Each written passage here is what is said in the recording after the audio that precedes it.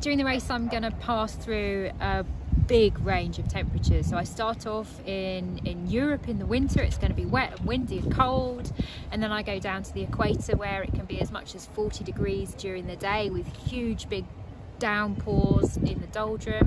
And then in the Southern Ocean the ambient air temperature is about sort of between 2 and 4 degrees, but when you add the wind into that and the wind chill factor, then it's going to be in sort of up to about -10, and again very, very damp. So I need to make sure that all of my clothing that I take is proficient in those temperatures.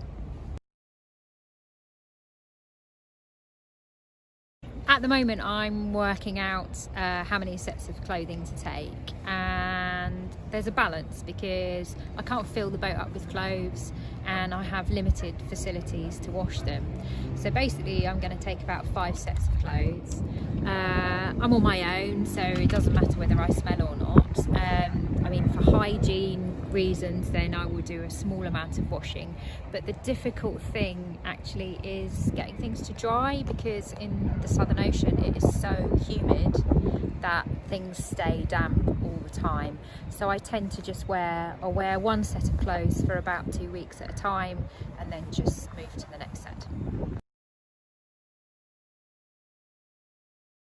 I use Helly Hansen ski mittens to keep my hands warm, because actually when I'm messing around with the ropes I don't like to wear gloves, so I whip them off.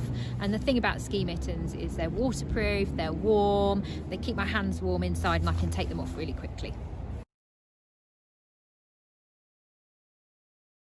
We've equipped the boat with tools and spares to fix everything, not everything, but most things, most common problems that we would expect to have on a 3-month race.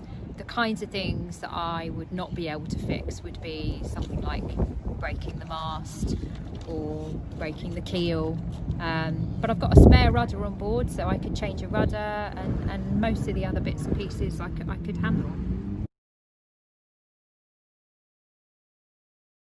My sail repair kit will be a combination of epoxy glue, stick-on patches and traditional needle and thread. So things like my spinnakers, for example, I would be able to sew those back together, but all the rest of my sails are laminate, so any rips in those would be stuck back together, and then things like reinforcing, again, I do with a needle and thread. The spares, again, there's a really careful balance between not taking too much, because that's extra volume, extra weight, and having enough. So we aim to pack enough spares on the boat to cover every single piece of equipment that may break or fail. And if there's dual purpose across something, then we make sure that we think about that, so that we can use 1 spare for 3 jobs instead, but it's quite a delicate balance.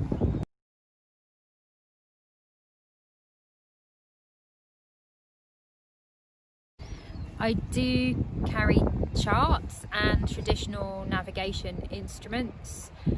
I would find it very difficult to continue without power, because I wouldn't be able to make water and the autopilot wouldn't be able to steer the boat.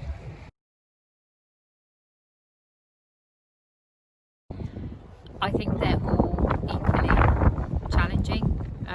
I've never been in the Southern Ocean before, and so